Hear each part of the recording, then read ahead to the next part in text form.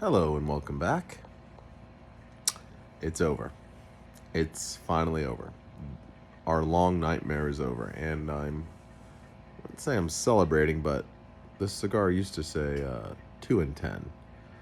So I'm just, you know, saying goodbye my own way to this nightmare of a season now. Truth be told, I stopped watching the games in like October. This is the first game I've watched since like game 5 or 6. I think this is the sixth game I've watched all year. Yeah, I'm in my 40s. I'm not. I, I'm just too cynical to partake in it when the team's this bad. So, not going to talk about the game or the season. Let's talk about the future, moving forward. And news of the future dropped just prior to the game. Gus Malzahn resigned from UCF to become FSU's next offensive coordinator, and he will have the play calling duties. Now, on Twitter, it's been like a mixed bag of reactions among FSU fans. I fall in the camp of I think it's fine, especially in the context of you're 2-9. I would venture to guess most coaches and coordinators, that are worth a shit, probably aren't lining up to work under a guy that just went 2-10, and that's likely a dead man walking, at least for another year or two, at most, hopefully. So, with that context, perfectly fine with Malzahn. I think he's almost 60 now. So he's, he's not the young gun we remember from the national title game in 2013 when he was the head coach at Auburn. Or the younger gun. Not that he was young at the time, but younger. But I think it's fine. It's hard to get worse than what they have. And he checks some boxes that FSU fans have been opining for a while, me included. Do you have Southeast ties? He does. Do you have a track record of good recruiting? He does.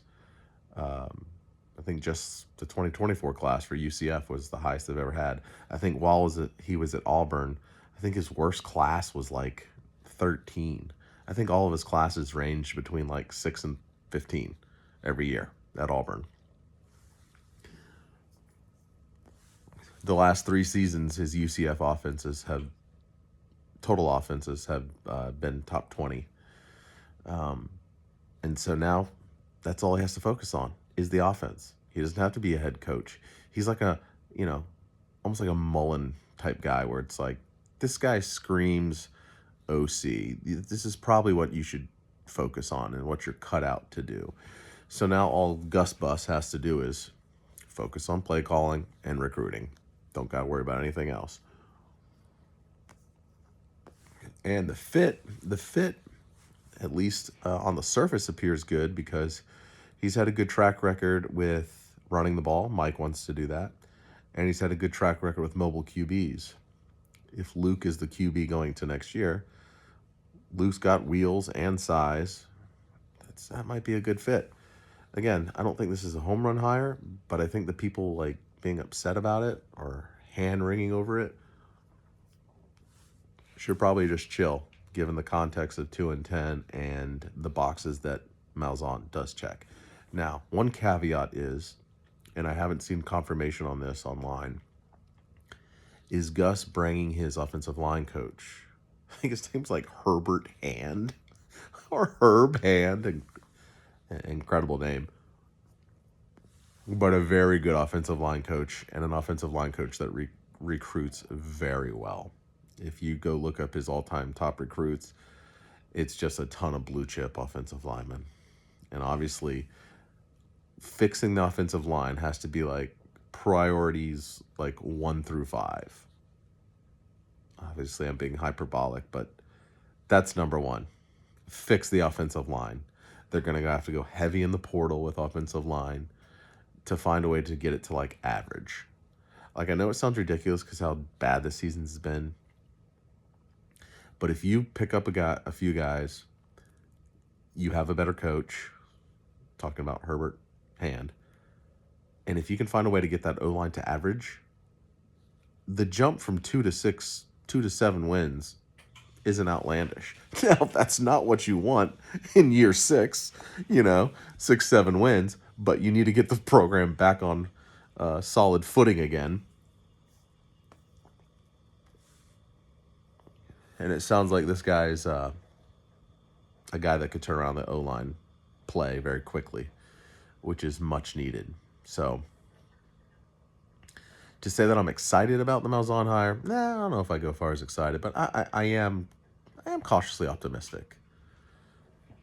I keep looking for reasons why he's a bad hire, and I haven't heard many good reasons to not like the hire.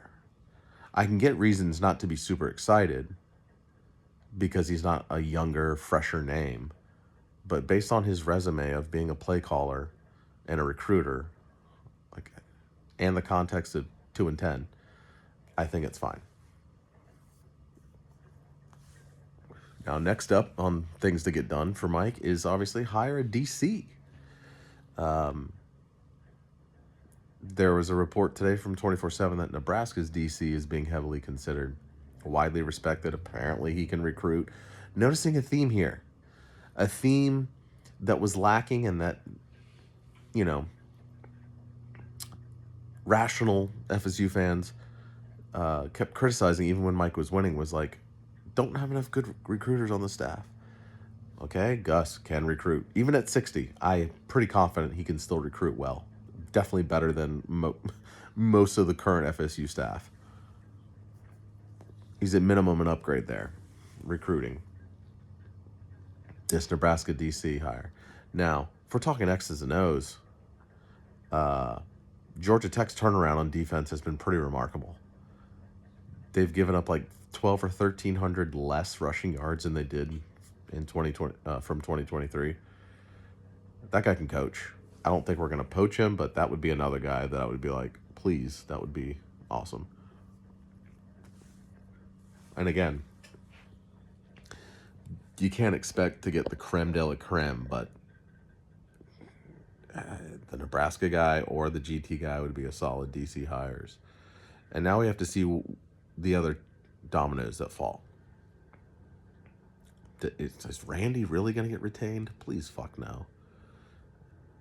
Is Papuchis going to stay? Is Odell going to retire? We'll see where it goes. And as awful as this season's been, it hasn't felt as awful because I checked out so long ago. Like, the 3-6 season was bad. I watched every game. 5-7, Mike's second year. 5-7 under Willie. I watched every game. Those were bad because I watched every game. But this season, 2-10, I think I watched 6 games, so it was 2-4 for me. You know what I mean? It doesn't, I'm not giving Mike any excuses or anything, but just doesn't have the same effect when you don't watch them all. When you're so apathetic, you're like, whatever. People still tweeting tonight like it's September, getting angry over these misplays and fuck-ups, and it's like, bro, have you not watched this team? Are you surprised? Tonight, 4 turnovers, 7 fumbles total. UF recovered 4 of them. FSU could have actually made this a more competitive game had they only turned it over, I don't know, 2 times instead of 4. I don't know. Also, have to comment on how Miami's best team in the last 10 to 20 years is not even going to go to the ACC title game. And they may not make the playoff. One of the most expensive rosters in football. Hey, kudos for kicking our ass. 9 other teams did. But, wow. I mean, I'm not surprised. It's Mario. I think I've said it on here before. And I know any person with half a brain that's not a Miami fan has said the same. Mario does less with more. With that schedule, with that roster, with that QB that you paid $2 million for, or whatever it was. 11-1 should have probably been the likely outcome. 10-2 with 2 ACC losses couldn't happen to a shittier fan base. So that's fantastic. Fuck them. Anyways, we'll see how these coaching hires unfold, but I think Gus is a solid start. Again, I wouldn't go throwing in a parades over the hire, but I think that's a solid start, and I think it's worthy to seeing how that plays out. Ultimately, it could all be a moot point because it really feels like Mike is a dead man walking and might only have 1 to 2 years left on the docket here. You know, a couple more years, the buyout decreases a little more, then you let him go. But Gus does make some sense for this team, given the things that I've already said. Some people think we should go out and get transfer QB. I'm fine with that. Probably should. But I'm also not ready to throw in the towel on Luke. He's a true freshman put behind maybe the worst offensive line in college football. I don't think it's fair to judge him yet. Coming out of high school, he was almost a 5-star quarterback, but it was also noted that he was a guy that needed some polish or some polishing. He wasn't like a Lagway who was not only highly ranked, but a guy that was closer to a finished product. Luke is still relatively inexperienced when it comes to playing quarterback. I don't think he started playing quarterback in high school until like his sophomore, junior year. But he has the tools, strong arm, size, mobility. That's something Malzahn can work with. I wouldn't give up on him yet. That said, I think it might be wise to look at a transfer QB as insurance. DJ, please don't come back. My God.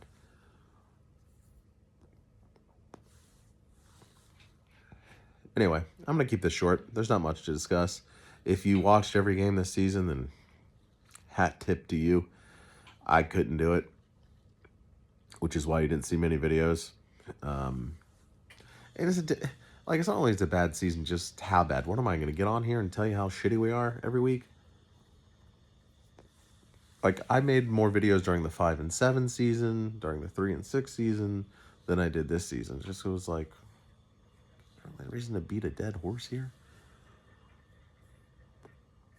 Call me fair weather if you want, but the older I get, like many people, your time becomes more valuable. When I watched most of tonight's game, I was reminded why I stopped watching, because it didn't take long before I was immediately frustrated. Like, oh yeah, I remember why I stopped, because I don't like turning on something that's going to make me annoyed for 2 or 3 hours. Anyway, just a little brief video on what's going on. I guess the next coaching hire, I'll probably make another video. Probably, the DC hires, probably worthy of another video.